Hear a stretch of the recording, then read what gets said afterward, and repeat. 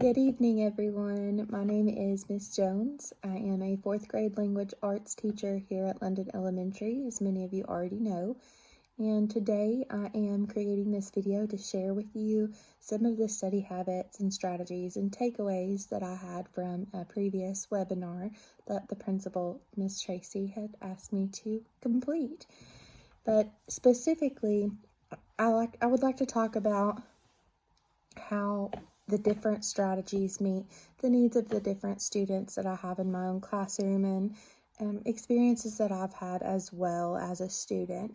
These strategies are applicable to all grades, even higher education, any student who would like to have a deeper understanding of what they're studying.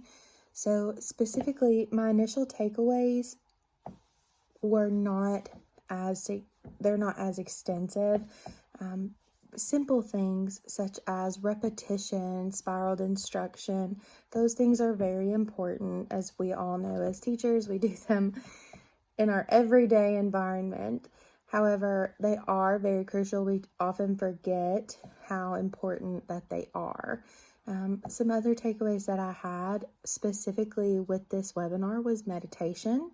I had never experienced this previously or even thought about it previously, but since the webinar, I have implemented it in the classroom, and it has actually improved significantly not only the understanding, but also student attitudes toward their current work. You know, whenever we get frustrated, it happens to everybody. But whenever we get frustrated with something that we don't automatically understand, it's very easy to be overwhelmed.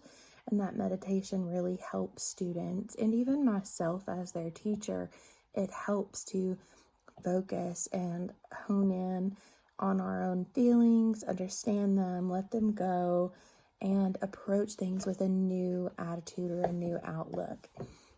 That has benefited us greatly in our classroom.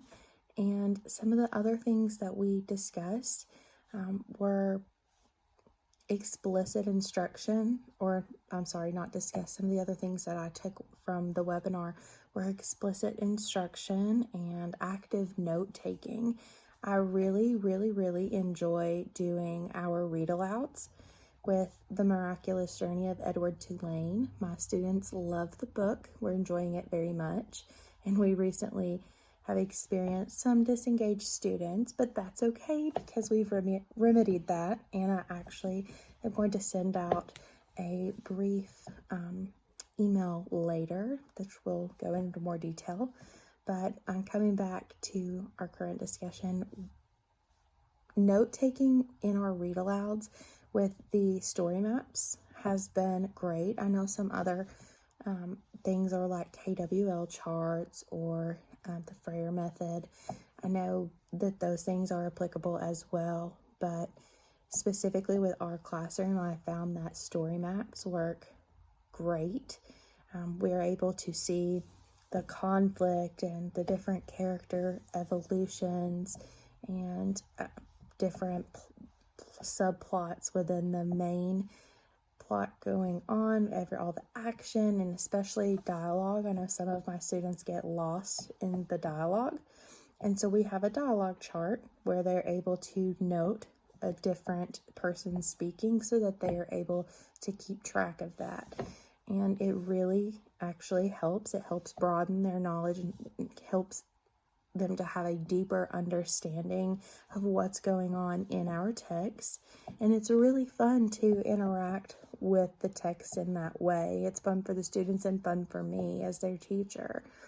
But specifically in the classroom, it's not difficult at all to employ these tactics. I enjoy doing them. I enjoy reading all of the different points of view from the students because they do turn it in. It is a grade, and I don't grade specifically on the content of what they've written down. So, like, there's not necessarily a right or a wrong as long as they're participating, as long as they're making connections and taking away and trying to understand what's going on in the book. But those same story maps serve as an excellent formative assessment so that I can see where each of my students is at, where their engagement is, if they're very in tune or if they're completely in la la land, in addition to formative assessments that I do during the read alouds in the classroom. But these are some of my greatest takeaways and strategies to help study specifically within the classroom. Also, those are applicable to in seat or at home. So a lot of those things I actually employ for asynchronous days as well.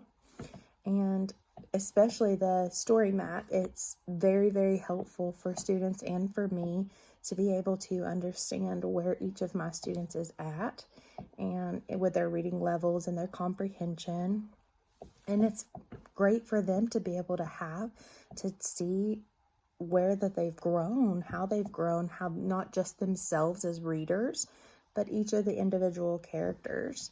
So that's what I wanted to share with you guys today. I look forward to reading some of the things that you guys have got going on, and we will talk to you later. Thank you so much.